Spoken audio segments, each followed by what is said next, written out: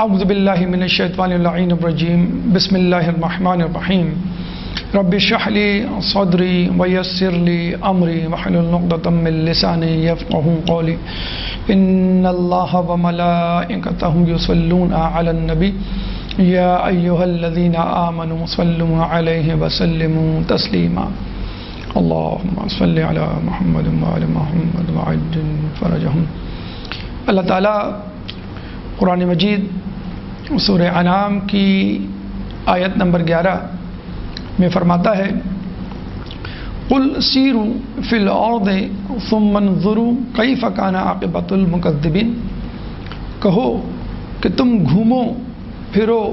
زمین پر اور یہ دیکھو کہ اللہ تعالیٰ نے جھوٹوں کے ساتھ کیا کیا۔ اللہ تعالیٰ اس آیت میں سیر و سیاحت کی دعوت دے رہا ہے۔ اللہ تعالیٰ ہمیں اس آیت میں اپنے آس پاس ہونے والے واقعات، گزرے ہوئے واقعات کے بارے میں تفکر کی دعوت دے رہا ہے۔ اور یہ گھومنا پھرنا سیر و سیاحت فقط انٹرٹینمنٹ اور سیر و تفریح کے لیے نہ ہو، بلکہ یہ کسی عبرت کے حاصل کرنے کے لیے ہو، تاکہ انسان سچ اور جھوٹ میں تعین کر سکے، حق و باطل میں تمیز کر سکے اور اپنے لیے صراط مستقیم کا انتخاب کر سکے۔ اس کے علاوہ ہمیں بحر الانوار میں صادق آل محمد امام جعفر صادق علیہ السلام کی ایک روایت ملتی ہے کہ جس میں اپنے آس پاس کے حالات سے باخبر رہنے والے فرد کو جو فائدہ حاصل ہوتا ہے اس کا تذکرہ ہے۔ وہ کیا فائدہ ہے؟ امام فرماتے ہیں کہ جو اپنے آس پاس کے حالات سے باخبر رہا اس پر شکوک و شبہات حملہ آور نہیں ہوتے۔ یقیناً اگر انسان اپنے آس پاس کے حالات سے باخبر رہے اور قرآن و سنت سے، قرآن و اطرت سے، قرآن و احادیث سے اس کو ملاتا رہے تو یقیناً وہ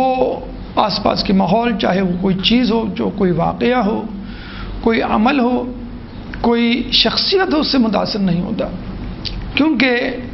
وہ اندازہ کر لیتا ہے کہ جو کچھ میرے آس پاس ہو رہا ہے وہ قرآن و سنت، قرآن و حدیث، قرآن و اطرت کے مطابق ہے یا اس کی مخالفت میں۔ اس کے بعد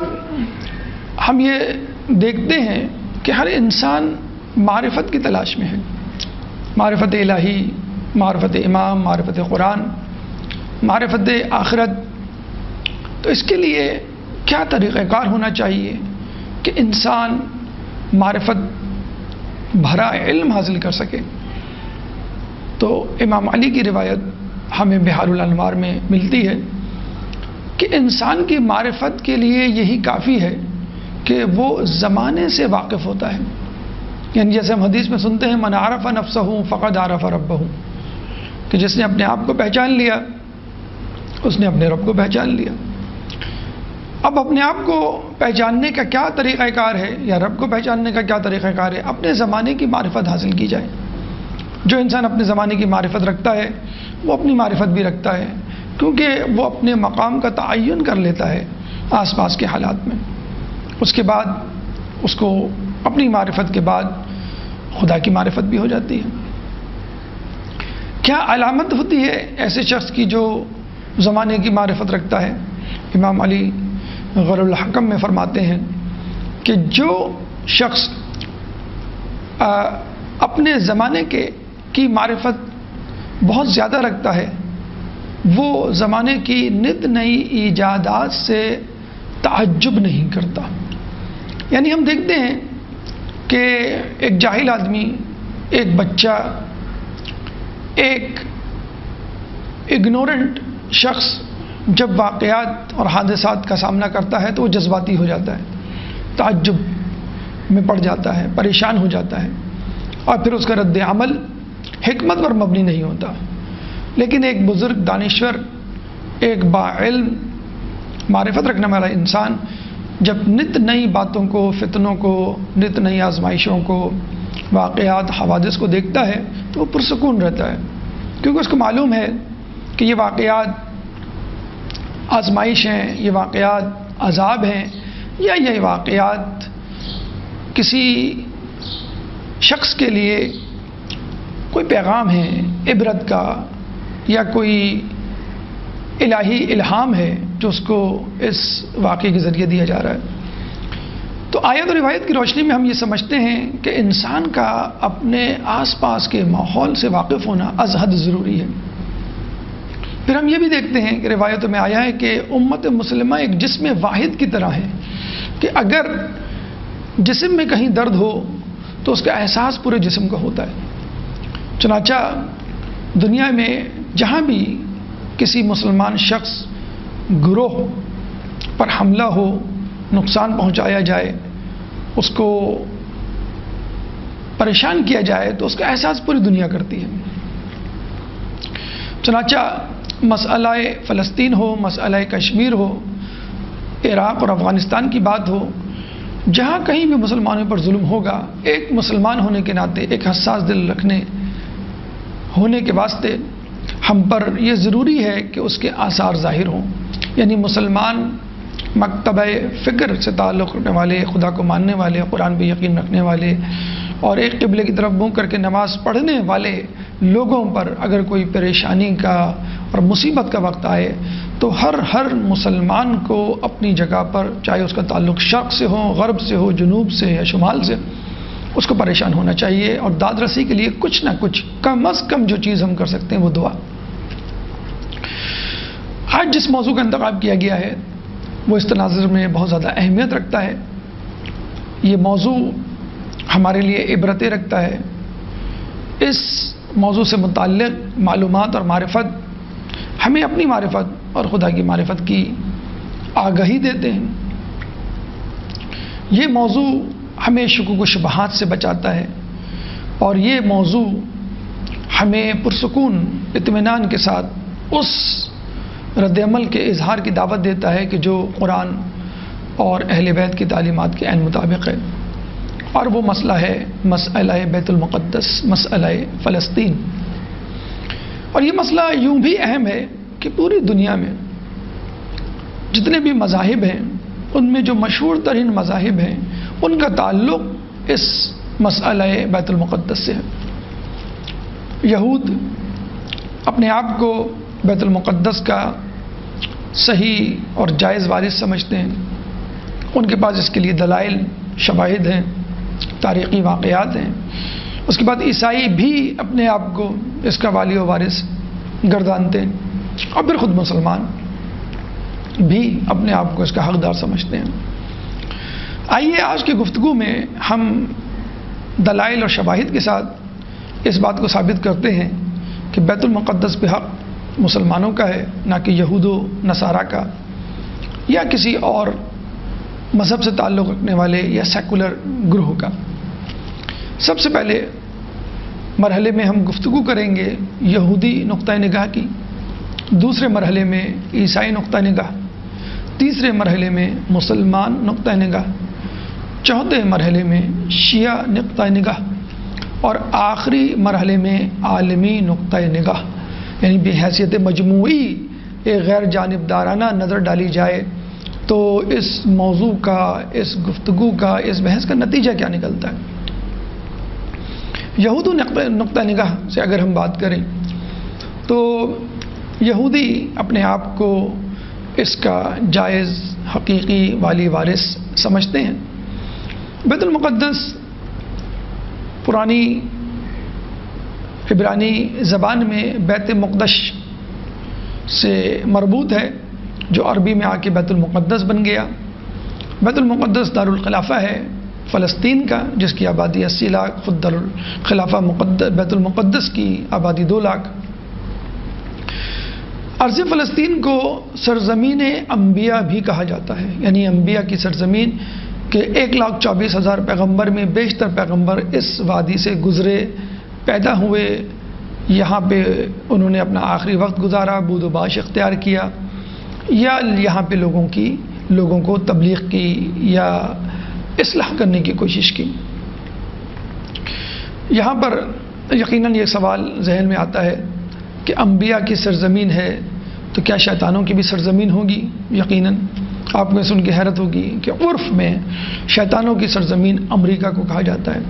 اب آپ اندازہ لگا لیجئے کہ امریکہ کی سرزمین کے والی وارث کس طرح انبیاء، شیطانوں کی سرزمین کے والی وارث کس طرح انبیاء کی سرزمین یعنی فلسطین کے والی وارث ہو سکتے۔ بہرحال یہودی نقطہ نگاہ کو وراثت کے اعتبار سے کہ یہ ہمارا ورثہ ہے، یہ ہمارا حصہ ہے، دو طریقوں سے دیکھا جا سکتا ہے، ایک قدیمی نقطہ نگاہ اور ایک جدید نقطہ نگاہ، یعنی قدیمی ثبوت و شواہد اور جدید ثبوت و شواہد، وہ دلائل، وہ ثبوت جو کہ بیت المقدس کو یہودیوں سے جوڑتے ہوئے نظر آتے ہیں۔ یہودیوں کا یہ کہنا ہے کہ موسیٰ علیہ السلام تمام انبیاء 1,24,000 انبیاؤں کے آخری نبی اور آخری وارث ہیں، ہم ان کے پیروکار ہیں، بلکہ کچھ تو دعوے دار ہیں کہ ہم اولاد یعقوب جو 12 بیٹے تھے ان کی اولادیں ہیں۔ کچھ یہودیوں کے بارے میں یہ بھی کہا جاتا ہے کہ وہ کہتے ہیں کہ ان 12 بیٹوں کی اولادوں کو ہی یہودی کہا جاتا ہے، یہی حقیقی یہودی ہیں، باقی سیکنڈ گریڈ یا سیکنڈ کلاس یہودی۔ ان کا یہ کہنا ہے کہ ہر نبی کا یا کم از کم اکثر انبیاء کا اس سرزمین فلسطین بیت المقدس سے تعلق رہا ہے۔ ایک روایت ان کے مطابق آدم علیہ السلام کی خلقت کے لیے جو مٹی منتخب کی گئی وہ یہی بیت المقدس کی مٹی تھی۔ پھر ابراہیم علیہ السلام نمرود کی آگ سے بحفظ و حفاظت جب ہجرت کرتے ہیں تو وہ اسی زمین کو اپنا سکونت کا مسکن ٹھہراتے ہیں۔ اپنے بیٹے اسماعیل علیہ السلام کو جب وہ قربانی کے لیے لے کے گئے تو بھی وہ یہی جگہ تھی۔ پھر یعقوب علیہ السلام کے بارے میں ملتا ہے، ابراہیم علیہ السلام کی دو اولادیں تھیں، اسماعیل علیہ السلام اور اسحاق علیہ السلام۔ تو اسماعیل علیہ السلام اپنی والدہ بی بی ہاجرہ کے ساتھ مکے گئے اور ابراہیم علیہ السلام نے ان کو خدا کے کہنے پر مکے میں چھوڑا۔ دوسری طرف ان کے بیٹے جناب اسحاق علیہ السلام اور پھر یعقوب علیہ السلام وہ یہیں پہ فلسطین میں سکونت پذیر رہے۔ یعقوب علیہ السلام کے 12 بیٹے تھے، جن میں ایک یوسف علیہ السلام بھی تھے۔ یوسف علیہ السلام جب عزیز مصر بنے، ان کی جگہ پر آئے، تو ان کے باقی بھائی بھی مصر منتقل ہو گئے، اپنے گناہوں کی معافی مانگی اور پھر وہ وہیں کافی عرصے تک سکونت پذیر رہے۔ کافی عرصے کے بعد، کئی نسلوں کے بعد، یوشع بن نون جو موسیٰ علیہ السلام کے جانشین تھے، انہوں نے دوبارہ یعقوب علیہ السلام کی اولاد کو یہاں پر لا کر بسایا۔ بہرحال یہودیوں کو اس بات کا زعم ہے کہ یہ تمام لوگ ہمارے آباء و اجداد میں سے ہیں، یعنی موسیٰ علیہ السلام کے آباء و اجداد میں سے، چنانچہ ہمارا اس پر حق ہے۔ پھر آگے چل کر ہمیں ملتا ہے وہ جو سب سے اہم نقطہ اس سلسلے میں اٹھاتے ہیں، وہ یہ کہ جناب داؤد علیہ السلام نے بیت المقدس میں مسجد اقصی جہاں پر ہے وہاں پر ایک عبادت گاہ تعمیر کی تھی، اور اس عبادت گاہ کو پایہ تکمیل تک ان کے بیٹے حضرت سلیمان علیہ السلام نے پہنچایا اور اس عبادت گاہ کو مکمل کیا، جس کو ہیکل سلیمانی کہا جاتا ہے۔ لیکن وقت کے ساتھ ساتھ وہ عبادت گاہ ٹوٹ پھوٹ کا شکار ہوئی اور اب فقط ایک دیوار بچی ہے، جس دیوار کے سامنے یہودی ہل ہل کر، آپ نے دیکھا ہوگا سوشل میڈیا پہ عبادت کرتے ہیں اور اپنی توریت جو ہے وہاں پہ تلاوت کرتے ہیں، اور غالباً اللہ سے دعا بھی کرتے ہوں گے اللہ تعالیٰ کہ ہمیں یہاں پر دوبارہ بسا۔ اس دیوار کو دیوار گریہ کہا جاتا ہے، ویلنگ وال آف ویل، کہ جہاں پر یہودی روتے دھوتے اور گریہ کرتے ہیں، اور ان کے مطابق ہیکل سلیمانی کا فقط ایک حصہ یعنی دیوار بچی ہے۔ اس حوالے سے بھی وہ یہ کہتے ہیں کہ ہمیں جو ہے مسجد اقصی کو توڑنا ہے، تباہ کرنا ہے، منہدم کرنا ہے، اور اس کی جگہ ہیکل سلیمانی دوبارہ تعمیر ہوگا، اور ان کے مطابق ہیکل سلیمانی جب دوبارہ تعمیر ہو جائے گا تو بیت المقدس پہ ہمارا قبضہ ہوگا، اور جب بیت المقدس پہ ہمارا قبضہ ہوگا تو ارض فلسطین ہمارا ہوگا، اور اس کے بعد پوری دنیا پر ہماری حکومت ہوگی۔ ان کے یہ اعتقادات فقط دل اور خواہش کے طور پر ان کے ذہن میں موجود نہیں، بلکہ انہوں نے عملی طور پہ بھی اس کا مظاہرہ کیا اور عملی جدوجہد میں بھی حصہ لیا۔ سب سے پہلے ارض فلسطین کو یہودیوں سے منسوب کرنے کا تصور نپولین بوناپارٹ نے پیش کیا 1799 میں 1799۔ اس کے ٹھیک 98 سال بعد تقریباً 1897 میں سوئٹزرلینڈ میں ایک یہودی کانفرنس، سب سے پہلی یہودی کانفرنس ہوئی، جس میں اس بات پہ سوچ بچار کی گئی کہ ہمیں اپنا ایک الگ وطن بنانا چاہیے۔ اور اس کے بعد 1917 میں برطانوی حکومت نے ملکی سطح پر بلکہ بین الاقوامی سطح پر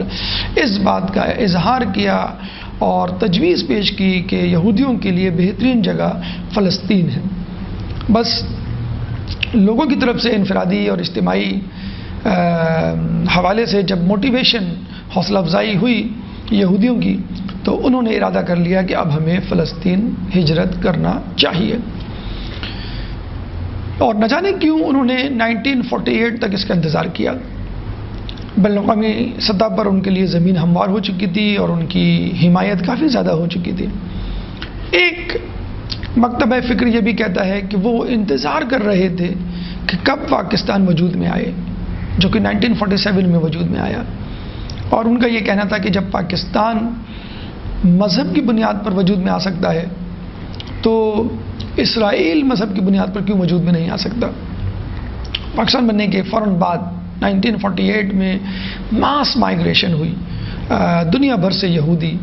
فلسطین میں اکٹھا ہونا شروع ہوئے۔ ایک زمانے میں فلسطین کی آبادی میں 90% سے زیادہ مسلمان اور فلسطینی ہوا کرتے تھے، لیکن آہستہ آہستہ 1948 کے بعد اور اب یہ آبادی بہت کم رہ گئی ہے۔ اس وقت فلسطین میں آدھے سے زیادہ فلسطین چھوڑ کے جا چکے ہیں، یعنی یہودی فلسطین میں آ کے بسے 1948 کے بعد سے اور اب تک بس رہے، اور فلسطین سے فلسطینی نکلے اور مختلف جگہوں پہ مختلف ملکوں میں جا کے رہنے لگے، کچھ ظلم و ستم کی وجہ سے اور کچھ اپنی ذاتی وجوہات کی بنیاد پر۔ لیکن یہ مائیگریشن اتنی زیادہ تھی، یعنی انٹو فلسطین اینڈ آؤٹ آف فلسطین، کہ یہودیوں کو ایک جگہ تقویت ملی تو دوسری طرف فلسطینیوں کو بہت زیادہ پریشانی کا سامنا کرنا پڑا۔ اتنی زیادہ فلسطینیوں کی ہجرت ہوئی فلسطین سے کہ باقاعدہ ان کو کہنا پڑا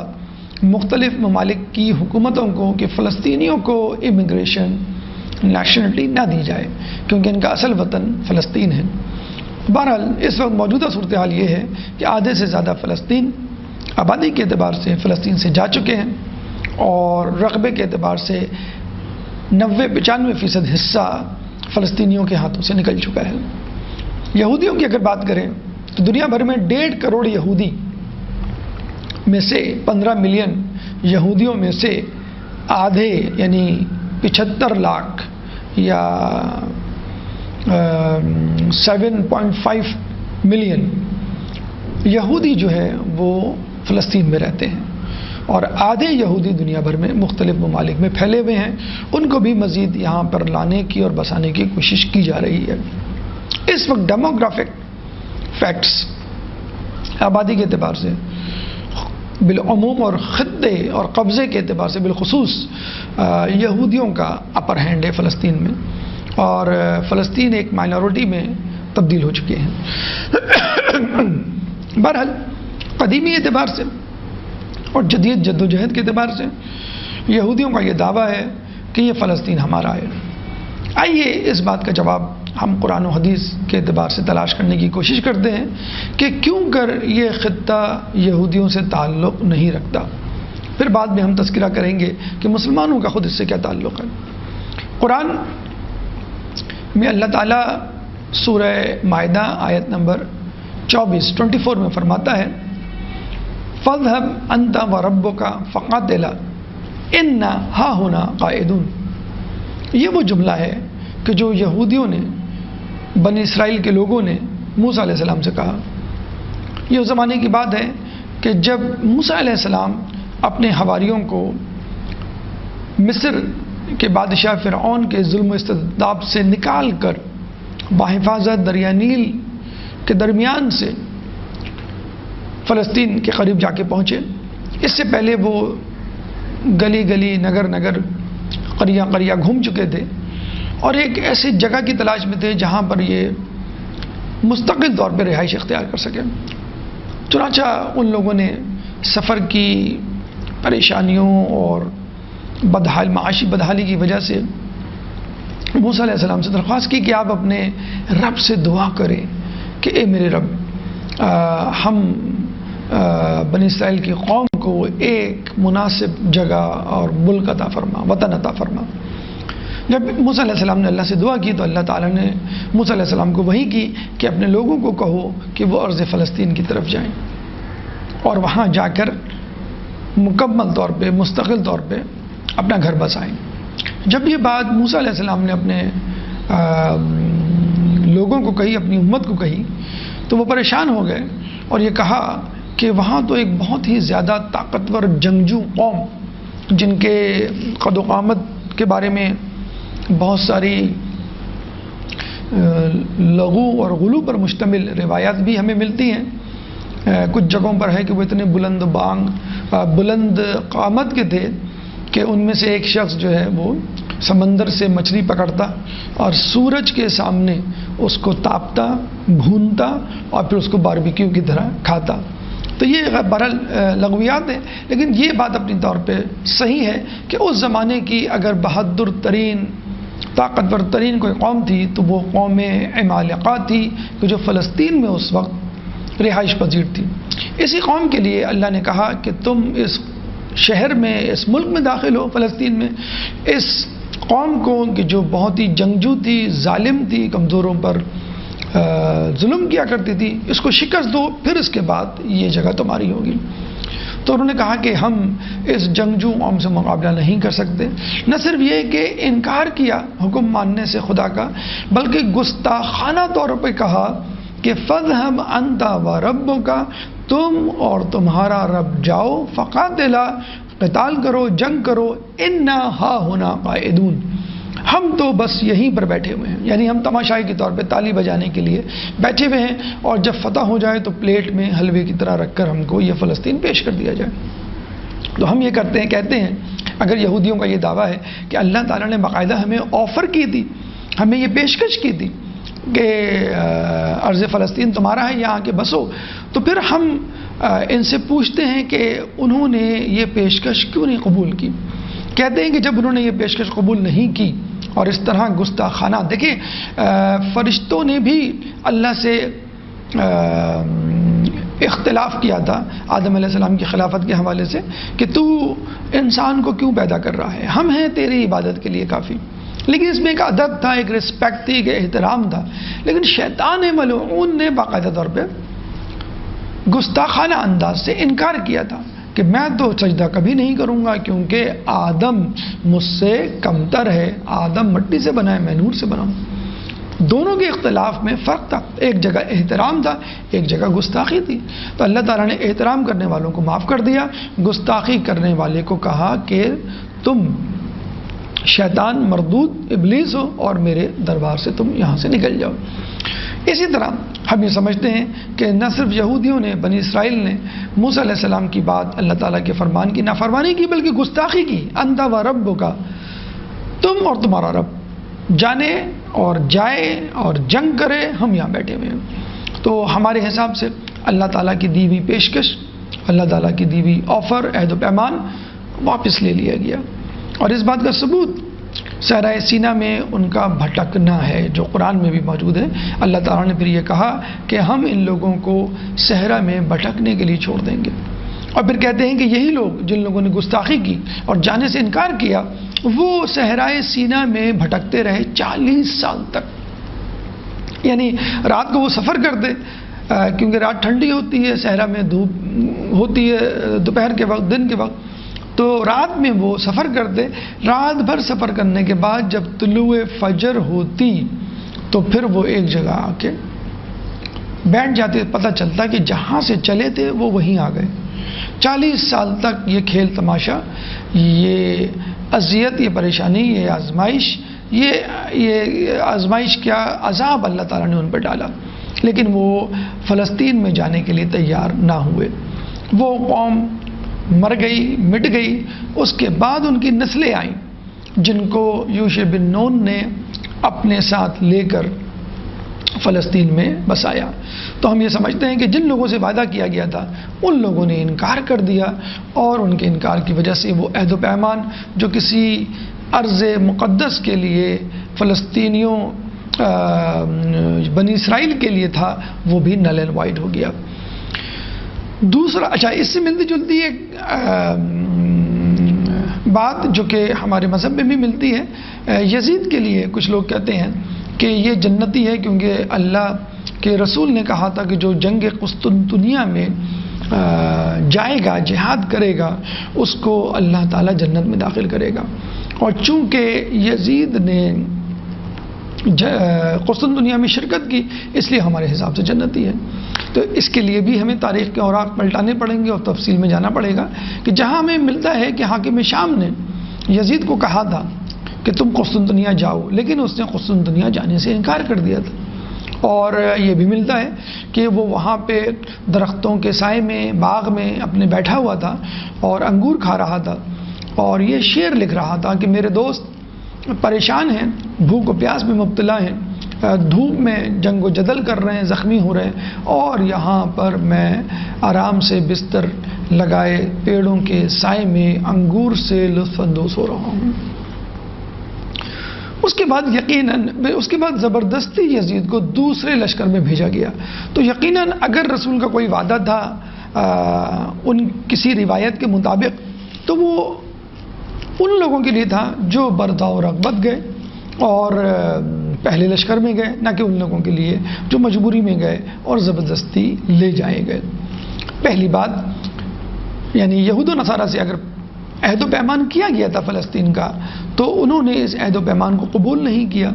اور جانے سے انکار کیا، نہ صرف انکار کیا بلکہ گستاخی بھی کی۔ دوسری اہم بات جو یہودیوں کے اس دعوی ملکیت کو رد کرتی ہوئی نظر آتی ہے وہ یہ کہ اگر موسیٰ علیہ السلام تمام انبیاء کے وارث ہیں تو اس کے بعد موسیٰ علیہ السلام سمیت تمام انبیاء کے وارث عیسیٰ علیہ السلام ہیں جو کہ عیسائیوں کے نبی ہیں۔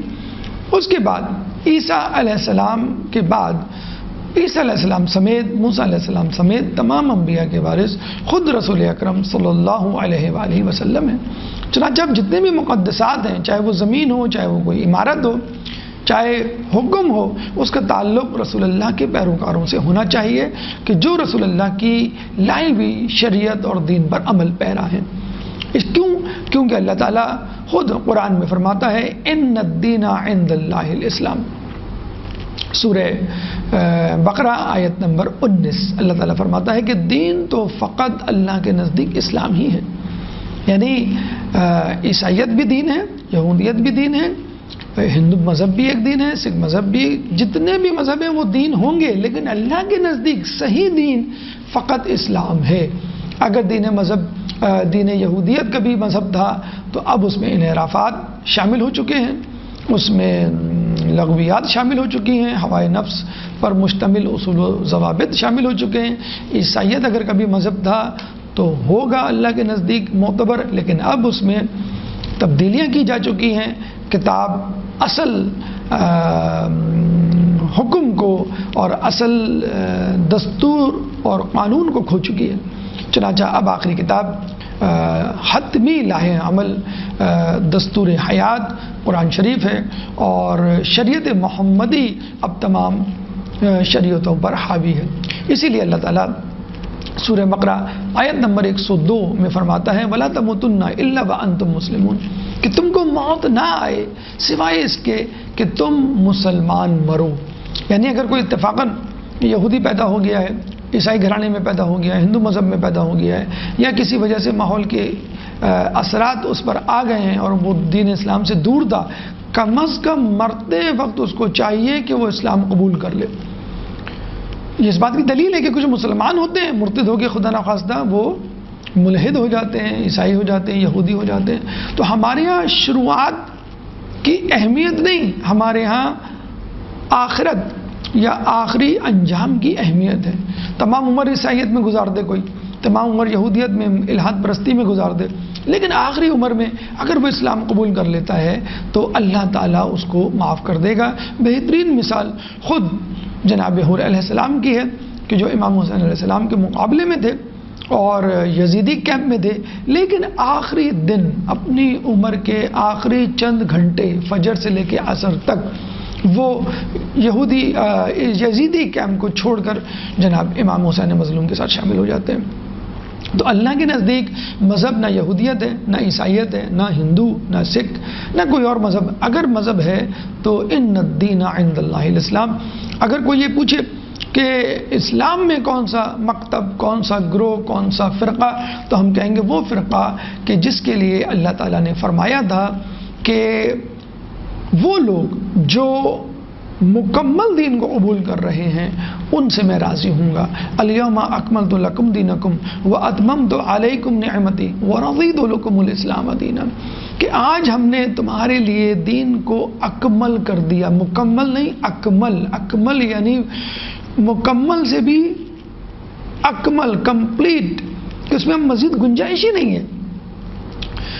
واتممت علیکم نعمتی، اور تم پہ تمام اپنی نعمتیں تمام کر دیں اور تمہارے لیے دین اسلام اپنے لیے منتخب کر لیا، اس پہ راضی ہو گئے تمہارے لیے۔ تو دین کب مکمل ہوا؟ سب اس بات سے متفق ہیں کہ یہ آیت اس وقت اتری جب ولایت علی کا اعلان ہوا۔ نعمتیں کب تمام ہوئیں؟ یعنی اس کا مطلب ہے کھانے پینے کی نعمتوں کے علاوہ اور معنوی نعمتوں کے علاوہ جو اہم ترین نعمت تھی وہ ولایت علیہ، ولایت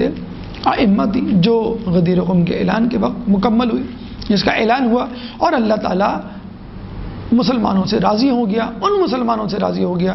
جنہوں نے ولایت علیہ ولایت ائمہ کو قبول کیا۔ تو جو لوگ اسلام کو اپنا دین سمجھتے ہیں، جو لوگ اسلام کے اس مکتب کو فالو کرتے ہیں کہ جس مکتب میں ولایت علی اور ولایت ائمہ ہیں، ہمارے نزدیک وہ حقیقی پیروکار ہیں، رسول اللہ کے وارث ہیں، رسول اللہ کے مقدسات کے، اور تمام انبیاء کے جو رسول اللہ سے پہلے آئے، عیسیٰ علیہ السلام، موسیٰ علیہ السلام سمیت تمام انبیاء، چاہے اس میں اولو العزم ہوں، غیر اولو العزم ہوں، جن کا قرآن میں تذکرہ موجود ہے، جن کا قرآن میں تذکرہ موجود نہیں۔ تو یہ دو دلائل کافی ہیں ثابت کرنے کے لیے کہ یہودی ان کے اصل وارث نہیں،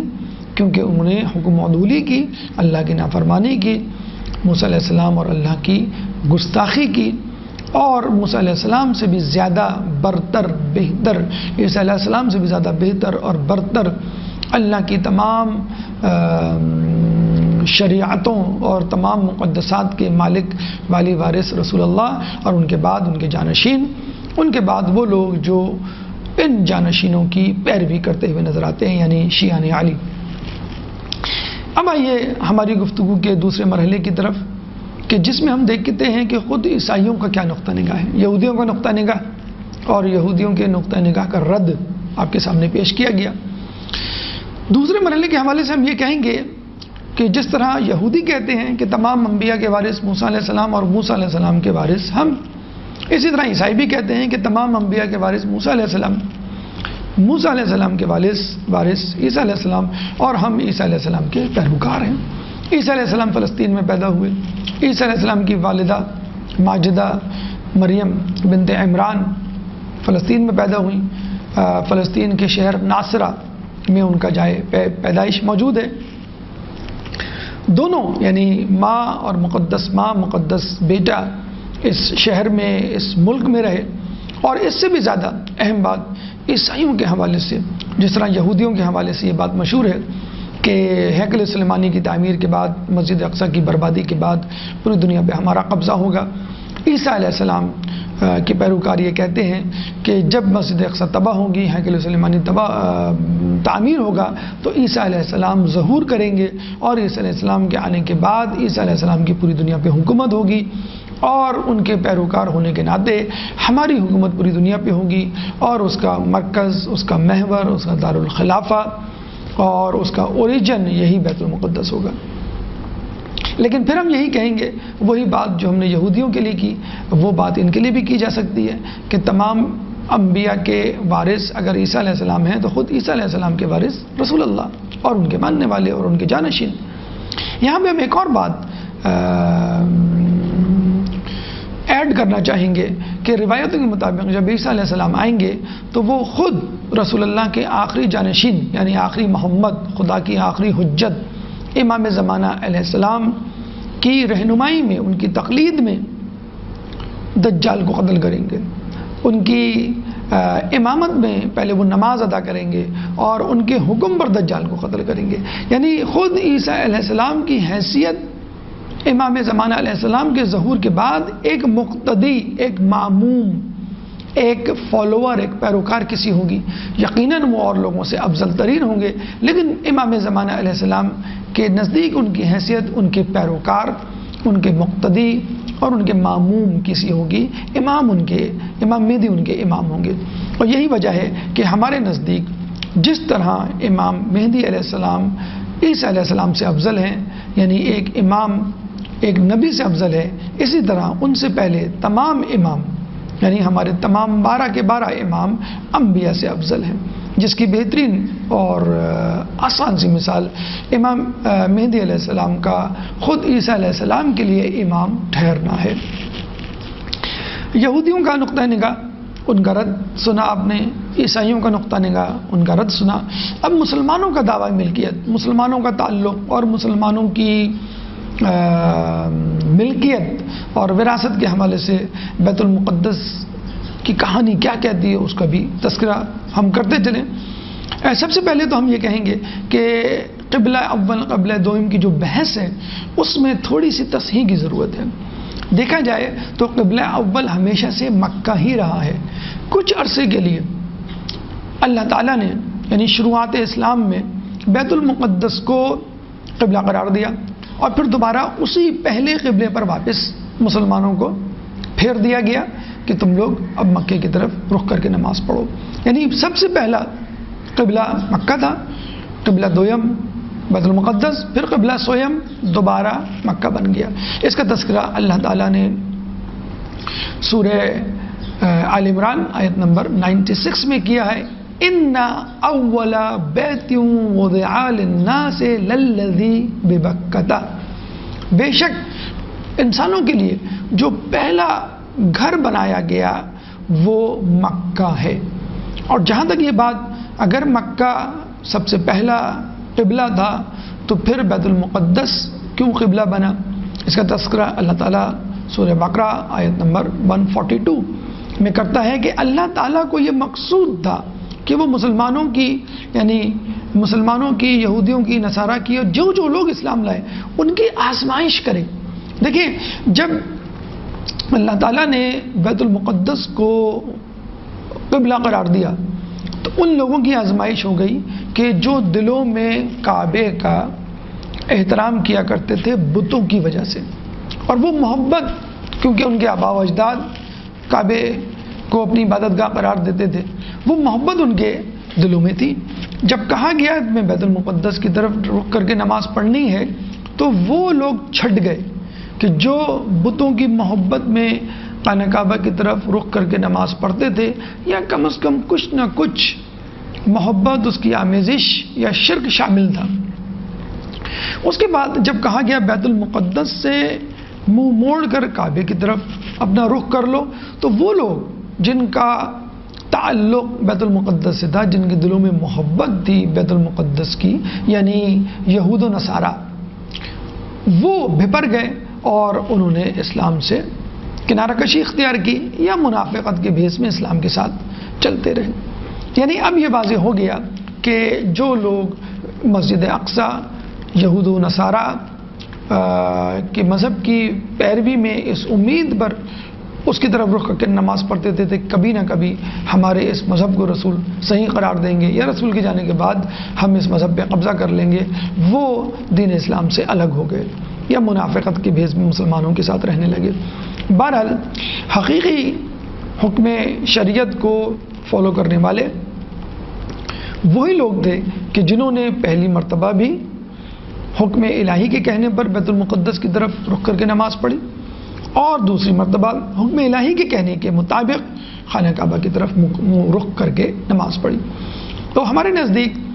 قبلہ اول ہمیشہ سے خانہ کعبہ رہا ہے اور قبلہ آخر بھی خانہ کعبہ ہے۔ کچھ مدت کے لیے اگر بیت المقدس کو قبلہ بنایا گیا تو وہ لوگوں کی آزمائش تھی، لیکن اس کے علاوہ قبلے کی بحث کے علاوہ، قبلے کی فضیلت کے حوالے سے کے علاوہ بھی بیت المقدس مسجد اقصی کی اپنی اہمیت اور بابرکت ماحول کی فضیلت اللہ تعالیٰ جو ہے وہ قرآن میں فرماتا ہے۔ سورہ اسراء آیت نمبر 1،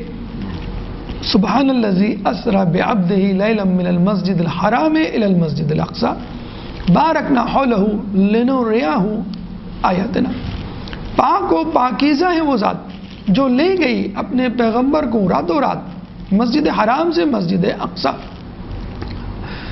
بارکنا حولہ کہ جس کا ماحول بابرکت ہے، لنریہ آیاتنا تاکہ ان کو دکھائے اپنی آیات۔ اس کا مطلب ہے بیت المقدس، مسجد اقصی، اس کے آس پاس کا ماحول نہایت بابرکت ہے، اور یقیناً وہ انبیاء اور ان کے صالحین پیروکار کی برکت کی وجہ سے تھی۔ اور پھر ہمیں یہ بھی ملتا ہے خود رسول اکرم صلی اللہ علیہ وآلہ وسلم کے حوالے سے کہ معراج کے سفر میں پہلے وہ مسجد حرام سے مسجد اقصی آئے قرآن کی آیت کے مطابق، اور پھر مسجد اقصی سے آسمان کی طرف گئے۔ اللہ تعالیٰ اگر چاہتا تو مسجد حرام سے ڈائریکٹ ان کو آسمان کی طرف بلا لیتا، اپنی طرف بلا لیتا، ملاقات کے شرف کے لیے بلا لیتا، لیکن یہ کنیکٹنگ فلائٹ آج کل کی زبان میں یہ سٹاپ اوور کیوں دیا گیا؟ بتلانے کے لیے کہ مسجد اقصی کی بھی اہمیت ہے۔ بلا شبہ خانہ کعبہ کی اہمیت سب سے زیادہ ہے روئے زمین پر، لیکن خانہ کعبہ کے بعد جو قبلہ مسلمانوں کا رہا ہے یا اس سے پہلے جو فضیلت رہی ہے اس کی بھی اپنی جگہ ایک اہمیت ہے۔ تو رسول اللہ عین اس جگہ کہ جہاں پہ اس وقت مسجد صغریٰ ڈوم آف راک یا گولڈن ڈوم موجود ہے، جو سنہرے رنگ کی خوبصورت سونے سے آراستہ گنبد پر مشتمل جو مسجد ہے، ایگزیکٹلی اس جگہ سے آسمان پر گئے۔ کہتے ہیں کہ یہ مسجد ایک پہاڑی پر ہے جس پہاڑی کا نام ہے سیہون، بلکہ مسجد صغریٰ جس کو جو ہے لوگ بیت المقدس کی مسجد اقصی سمجھتے ہیں، حقیقت میں یہ مسجد صغریٰ ہے جہاں سے رسول اللہ معراج کے لیے گئے تھے۔ یہ اور مسجد اقصی جو اس کے پیچھے ہے، مٹیالے رنگ کی یا کتھئی رنگ کی بوسیدہ سی عمارت نظر آتی ہے، بوسیدہ سی مسجد نظر آتی ہے، اور اس کے بنانے اور اس کے تعمیر کرنے پہ کوئی توجہ نہیں ہے۔ اس پہ جو ہے بہت خرچہ کیا گیا اور گولڈن ڈوم اس کا سونے کی اینٹوں سے بنایا گیا۔ کہتے ہیں کہ اس کو اس حالت میں برقرار رکھنے کا، دونوں کو اپنی اپنی حالت میں برقرار رکھنے کے پیچھے بھی ایک سازش ہے، یعنی مسجد صغریٰ کی مینٹیننس اور اس کو بنانے کے حوالے سے بھی کچھ سازشیں ہیں۔ موجودہ سازش تو یہ ہے کہ کسی طرح مسلمانوں کو، دنیا کے لوگوں کو بیوقوف بنایا جائے اور کہا جائے کہ یہی مسجد اقصی ہے، حالانکہ مسجد اقصی اس کے پیچھے ہے، جس کو توڑنے کا، جس کو منہدم کرنے کا پروگرام ہے۔ اور وہ مٹیالے رنگ کی اور بوسیدہ سی مسجد نظر آتی ہے بظاہر پرانی، جو بہت کم لوگوں کو معلوم ہے کہ یہ ہے مسجد اقصی۔ چنانچہ اگر مسجد اقصی کبھی نعوذ باللہ انہوں نے توڑنے کی کوشش کی تو لوگوں کی توجہ مسجد صغریٰ کی طرف ہوگی کہ چلو بھائی اس کو تو نہیں توڑ رہے، وہ تو کسی اور مسجد کو توڑ رہے ہیں۔ 500 میٹر کا فاصلہ ہے ان دونوں مسجدوں کے درمیان۔ بہرحال رسول اللہ اسی جگہ سے گئے جہاں پہ مسجد صغریٰ ہے، اس پہاڑی کا نام سیہون ہے، جس پہاڑی پہ مسجد صغریٰ اور کسی حد تک مسجد اقصی بھی موجود ہے۔ سیہونی اسی پہاڑی پر قبضہ کرنا چاہتے ہیں کہ جس پہاڑی پہ یہ دونوں مسجدیں موجود ہیں۔ بہرحال یہ وہ جگہ ہے جہاں پہ رسول اللہ مسجد سے نماز پڑھی، جہاں پر انہوں نے انبیاء کو نماز پڑھوائی، اور یہیں سے جو ہے رسول اللہ معراج پر گئے۔ اس کے بعد خلیفہ دوم کے زمانے میں فلسطین کو جب پہ قبضہ کیا گیا تو وہاں پہ موجود بہت سارے کنعانی جو ہے وہ مسلمان ہوئے۔ اس کے بعد بنو امیہ کا یہاں پر تصرف رہا۔ یہ جو گولڈن ڈوم جس کا بھی ہم نے تذکرہ کیا، مسجد صغریٰ بڑی خوبصورت اور مسلمانوں کیا دنیا کی قیمتی ترین عمارتوں میں اس کا شمار ہوتا ہے، جس طرح مولا حسین، مولا علی، مولا عباس کے گنبد گولڈن ڈوم ہے، سنہرے گنبد ہیں، اس طرح اس کا بھی گنبد سنہرا ہے، بہت قیمتی عمارت میں شمار ہوتا ہے۔ اس کی تعمیر کے پیچھے بھی عجیب و غریب ایک کہانی ہے، سازش ہے کہ عبد الملک بن مروان نے سب سے پہلے اس کو بنوایا اور بہت خوبصورت طریقے سے بنایا، اس وجہ سے نہیں کہ اس کو اس جگہ سے محبت دی، بلکہ صرف اس وجہ سے کہ لوگ حج پر جانا چھوڑ دیں۔ جی ہاں، بہت عجیب بات ہے کہ حج پر کیوں جانا چھوڑ دیں، وہ کیوں نہیں چاہتا تھا کہ لوگ حج پہ جائیں؟ کیونکہ عبد الملک بن مروان کی حکومت کے زمانے میں مکے میں عبداللہ بن زبیر کا قبضہ تھا، اور جب بھی مسلمان حج کے لیے جاتے سالانہ یا ویسے ہی عمرے کے لیے جاتے تو عبداللہ بن زبیر حاجیوں کو اور عمرہ کرنے والوں کو جمع کر کے خطبہ دیا کرتا اور لوگوں کو اپنی خلافت کے لیے آمادہ کرنے کی کوشش کرتا، اور یہ کہتا ہے کہ عبد الملک بن مروان جو اس وقت خلیفۃ المسلمین بنا بیٹھا ہے کسی طور پہ بھی ممبر رسول کے یا رسول کی نعوذ باللہ کرسی کے قابل نہیں ہے، یعنی وہ تو خیر حقیقت میں نہیں تھا، لیکن ممبر رسول پہ وہ اس لیے قابل نہیں ہے کہ اس کا باپ عبد الملک بن مروان یعنی مروان بن حکم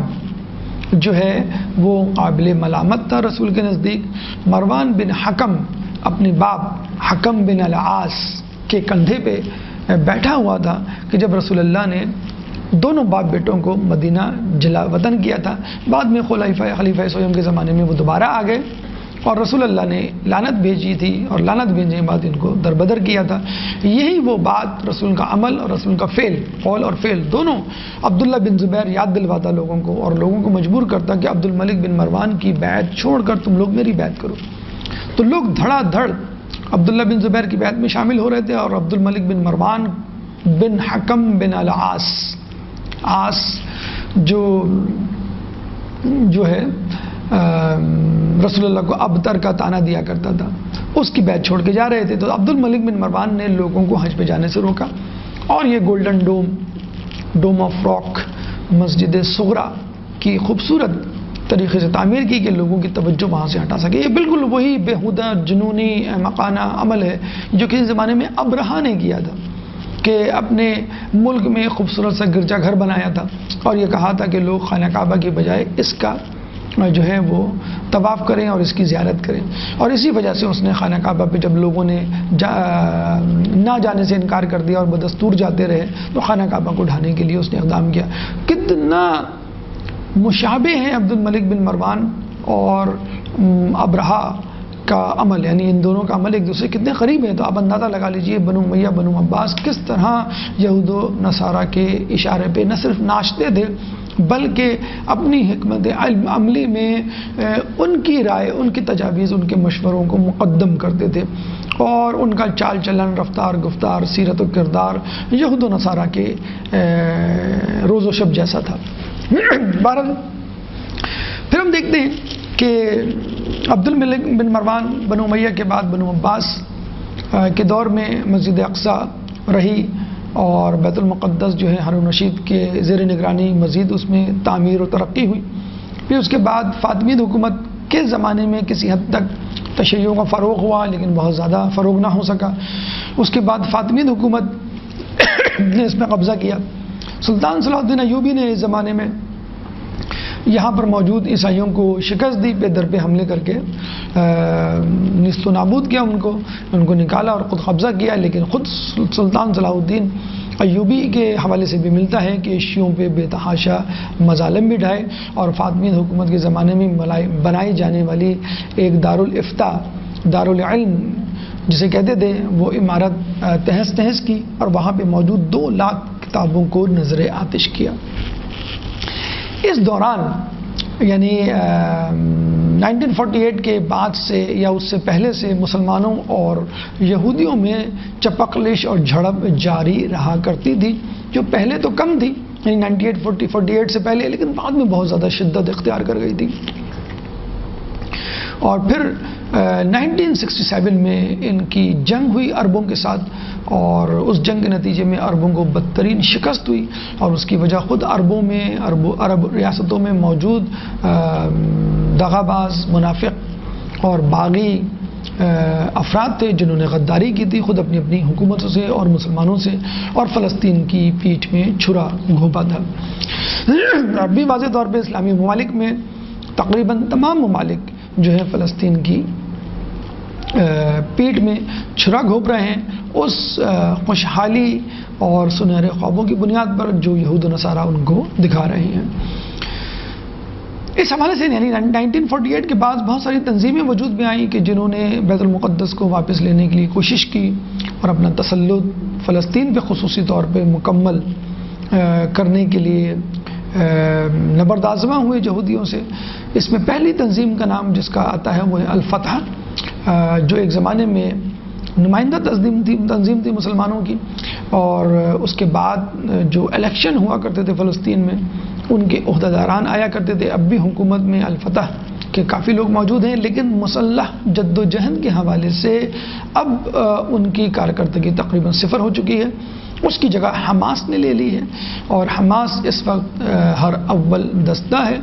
صف اول میں کھڑے ہو کر یہود و نصارہ کی آنکھوں میں آنکھیں ڈال کر وہ لڑائی کر رہے ہیں۔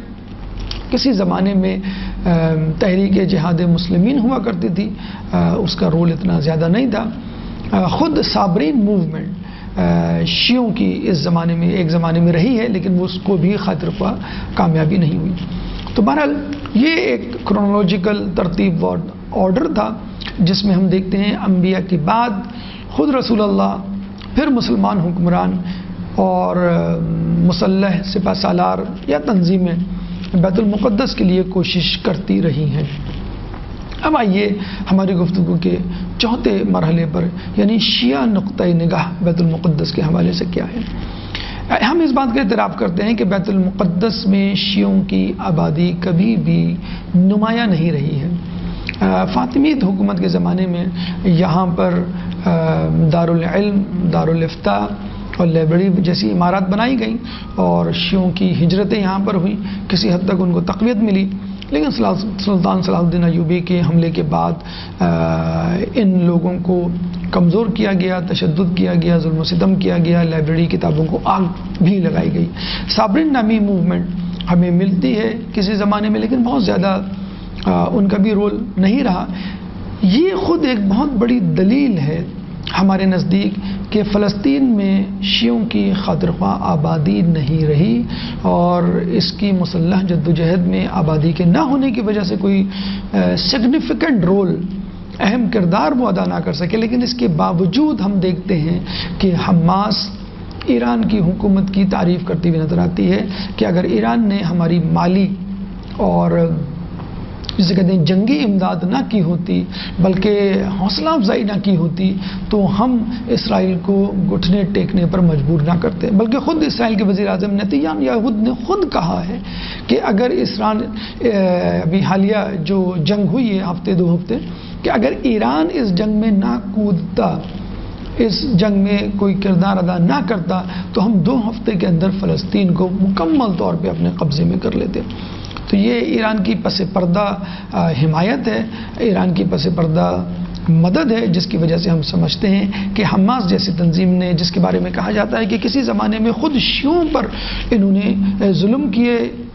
نہ جانے کسی غلط فہمی کی بنیاد پر یا دانستہ طور پہ۔ بہرحال اس وقت حماس اینڈ ایران، حماس کے سنی مسلمان اور دنیا بھر کے شیعہ مسلمان are on the same page. خود امام خمینی نے اپنے زمانے میں ماہ رمضان مبارک کے آخری جمعے کو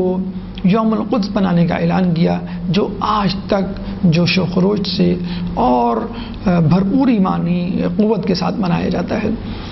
یہاں پر آخر میں کلام آخر کے طور پہ ہم اس جد و جہد کو اور ان دعووں کو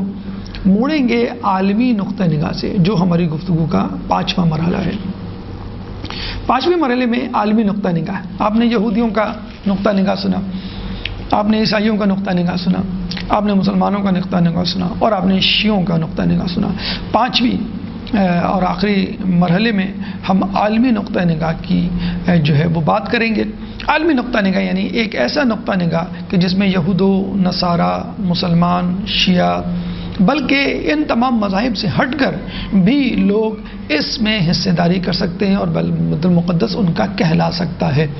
اور وہ نقطہ مرکزی نقطہ مشترکہ جدوجہد امام زمانہ علیہ السلام سے مربوط اور منسلک ہے جو ان کے ظہور کے بعد ہوگی. امام زمانہ علیہ السلام کے بارے میں کہا جاتا ہے کہ ان کا ظہور تو مکے میں ہوگا، لیکن وہ وہاں سے اپنے لشکر کو لیتے ہوئے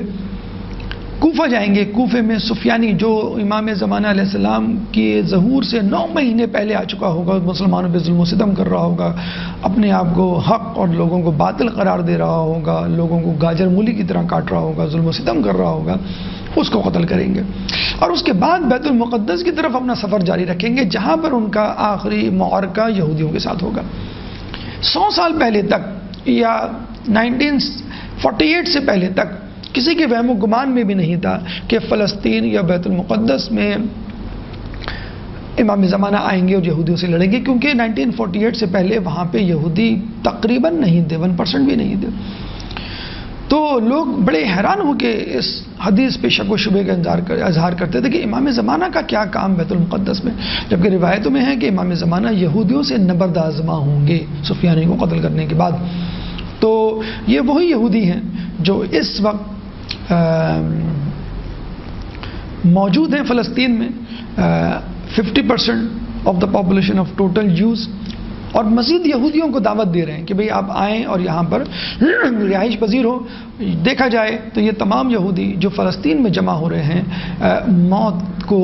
گلے لگا رہے ہیں اور خود اپنے آپ کو موت کی دعوت دے رہے ہیں کہ امام زمانہ آ کر یہاں پر ان کا قتال کریں. امام زمانہ کے مقابل جو لشکر ہوگا اس میں 70,000 یہودی ہوں گے اور کثیر تعداد میں بے حجاب عورتیں ہوں گی. یہ 2 انتہائی امتیازی وصف ہوں گے امام زمانہ کے مقابل لشکر کے، یعنی یہودیوں کی کثیر تعداد 70,000 اور بے حجاب برہنہ عریاں نیم عریاں عورتوں کی تعداد. یہاں پر آ کر امام زمانہ کے حوالے سے ہمیں ملتا ہے کہ وہ عیسیٰ علیہ السلام کو کہیں گے کہ تم دجال کو قتل کرو. غالباً عیسیٰ علیہ السلام کے ظہور کا بھی مقصد ہمیں یہ نظر آتا ہے کہ عیسائیوں کی ایک کثیر تعداد جن کی تعریف کی گئی ہے خود قرآن میں اور یہودیوں سے بہتر قرار دیا گیا ہے کہ ایک کافی تعداد ان کی رہبانیت کی طرف نہیں ہے، تشدد پسندی کی طرف نہیں ہے، یہودیوں کی حمایت میں نہیں ہے، بلکہ وہ اس یہودی آباد کاری کو غلط سمجھتے ہیں. بلکہ خود یہودیوں میں کئی ایسے مکاتب ہیں کہ جو یہودیوں کی اس صہیونی سازش جسے کہنا چاہیے شدت پسند یہودی کے خلاف ہیں. تو عیسیٰ علیہ السلام کو امام زمانہ حکم دیں گے کہ تم دجال کو قتل کرو. تو عیسیٰ علیہ السلام کے ماننے والے پیروکار جو اس زمانے میں موجود ہیں، جو سافٹ کارنر رکھتے ہیں مسلمانوں کے لیے اور وہ بےتاب ہیں کسی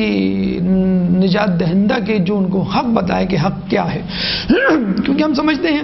کہ مسلمانوں کے خلاف، اہل بیت کے خلاف اور خود امام زمانہ کے خلاف جو رویہ مسلمانوں میں پایا جاتا ہے یا مسلمانوں سے ہٹ کر غیر مسلم میں پایا جاتا ہے وہ لا علمی کی بنیاد پر ہے،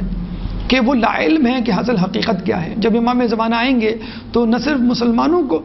حقیقی علم، حقیقی رہنما کا علم ہو جائے گا، آگاہی ہو جائے گی، بلکہ ہم سمجھتے ہیں مسلمانوں سے ہٹ کر عیسائی، یہودی اور دیگر افراد بھی حقیقت کو جان لیں گے. تو سلیم الفطرت یہودی، سلیم الفطرت نصارہ، عیسائی، سلیم فطرت غیر شیعہ افراد بلکہ غیر مسلم بھی انشاءاللہ امام زمانہ کے لشکر میں شامل ہوں گے. بلکہ کہا جاتا ہے روایتوں میں کہ دنیا کے کونے کونے سے آپ کو لوگ جوائن کرنے کے لیے آئیں گے، آپ کے لشکر کا حصہ بنیں گے. بلکہ امام زمانہ کے ظہور کے حوالے سے جو روایت پیش کی جاتی ہے اس میں لفظ ظلم ہے کہ آپ دنیا کو عدل سے اس طرح بھر دیں گے جیسے کہ یہ پہلے ظلم سے بھری ہوئی ہوگی. یہ نہیں کہا گیا کہ آپ دنیا کو ایمان سے اس طرح بھر دیں گے کہ جس طرح وہ کفر سے بھری ہوگی، کیونکہ ظلم کا تعلق عیسائیت سے بھی ہوتا ہے، یہودیت سے بھی ہوتا ہے، ہندوازم سے بھی ہوتا ہے، سکھزم، الحاد پرستی، غیر شیعہ مکاتب فکر میں بھی یہ ظلم پایا جاتا ہے. جب لوگوں کو یہ احساس ہو جائے گا کہ یہی حقیقی رہبر ہیں، کیونکہ یہ ہر کسی کو بلا فرقہ رنگ و نسل و مذہب ظلم سے نجات دلا رہے ہیں، تو یہ وہی شخصیت ہے کہ جو حقیقی طور پہ لوگوں سے، انسانیت سے محبت کرتی ہے. جس طرح خود رسول اللہ نے اپنے زمانے میں irrespective of caste and creed and religion، مذہب و ملت و نسل و فرقے سے بالاتر ہو کے لوگوں کو ظلم سے نجات دلایا. آخر میں بس ہم یہی کہنا چاہیں گے